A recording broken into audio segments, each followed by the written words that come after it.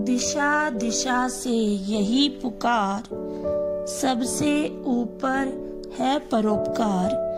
करते भला तो होता भला, भागती दूर सारी बला।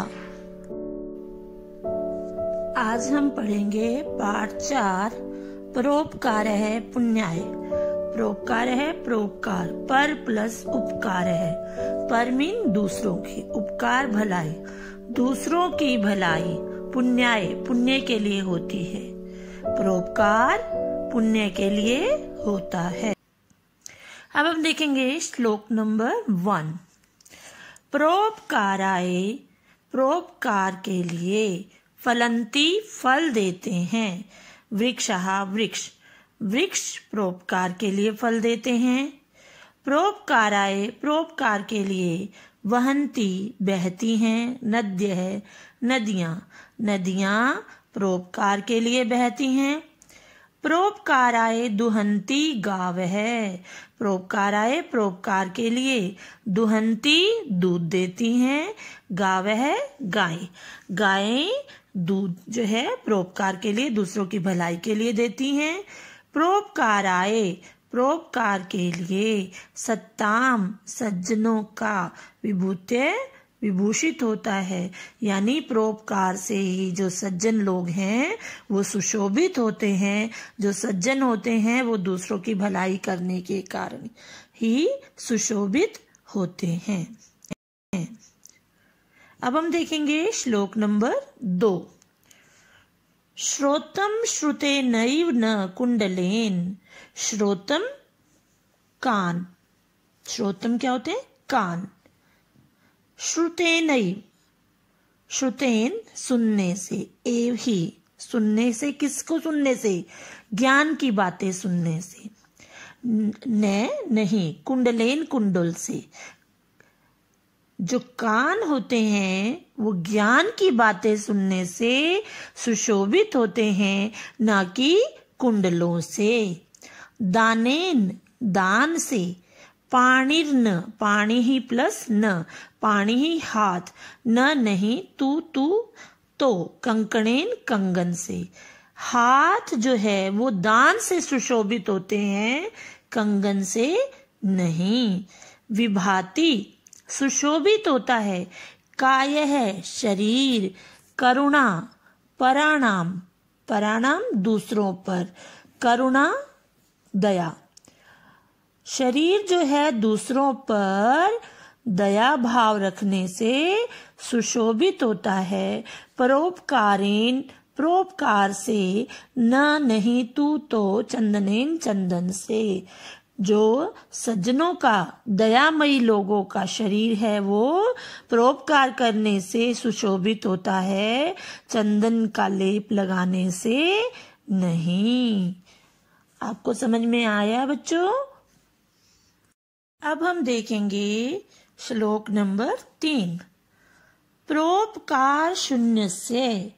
परोपकार शून्य से, शून्य मीन रहित के, परोपकार से रहित के। धिक धिक्कार है मनुष्य से, मनुष्य के, जीवितम जीवन को। परोपकार से रहित मनुष्य के जीवन को धिक्कार है। जीवंतु पशव है, ये शाम जिनका चर्म चमड़ा अपि भी उपकरिष्यति, उपकार करेगा। उनसे तो वे पशु भी अच्छे हैं, जिनका जो जीवित रहते हुए भी हमारा उपकार करते हैं, और जिनका चमड़ा मरने के बाद भी हमारा उपकार करेगा। इसलिए मनुष्य को हमेशा परोपकार के कार्य करते रहना चाहिए। भवंती नम्राः तरवः फलोदगमयी। भवंती होते हैं, नम्राः नम्र झुकने वाले, तरवः वृक्ष, फलोदगमयी फल प्लस उद्गमयी फलों के उत्पन्न होने पर। जब वृक्षों पर फल आ जाते हैं तो आपने देखा होगा कि वो पेड़ जो है नीचे की ओर झुक जाते हैं, तो वृक्षों पर फल आने से वे झुकते हैं। नवाम्बु भी भूरी विलंबिनो घना।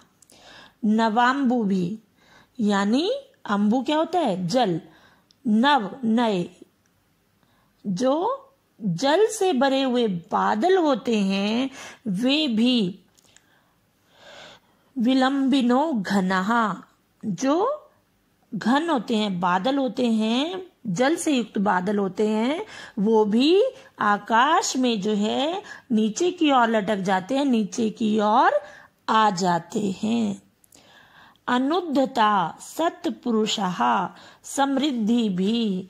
इसी प्रकार जो सत्पुरुषः सज्जन आदमी होते हैं, जो सज्जन होते हैं, वे अनुद्धतः अभिमान रहित होते हैं। समृद्धि भी, समृद्धि से युक्त होते हुए भी, समृद्ध होते हुए भी जो सज्जन होते हैं वे अभिमान रहित होते हैं, क्योंकि स्वभाव एवैष्ट परोपकारिणाम, क्योंकि जो सज्जनों का स्वभाव होता है वो ऐसा ही होता है, अर्थात उनमें किसी भी प्रकार का कोई भी घमंड नहीं होता।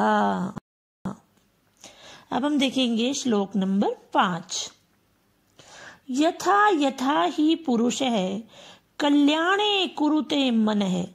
यथा यथा, जैसे जैसे, पुरुष है मनुष्य, कल्याणे कल्याण के कार्य, कुरुते करता है, मन है मन से, यानी जैसे जैसे मनुष्य अपना मन जो है कल्याण के कार्यों में लगाता है, अर्थात शुभ कार्यों में और धार्मिक अनुष्ठानों में लगाता है, तथा तथा वैसे वैसे सर्वार्थः सभी जो अर्था यानी इच्छाएं, अभिलाषाएं होती हैं, जो प्रयोजन होते हैं, सिद्ध्यन्ति सिद्ध हो जाते हैं। न अत्र, न नहीं, अत्र यहाँ, संशय संदेह, इसमें कोई भी संदेह नहीं है कि जैसे जैसे मनुष्य अपना मन शुभ कार्यों और धार्मिक अनुष्ठानों में लगाता है, वैसे वैसे उसकी सभी इच्छाएं पूर्ण होती जाती हैं, उसके सभी कार्य सिद्ध होते जाते हैं।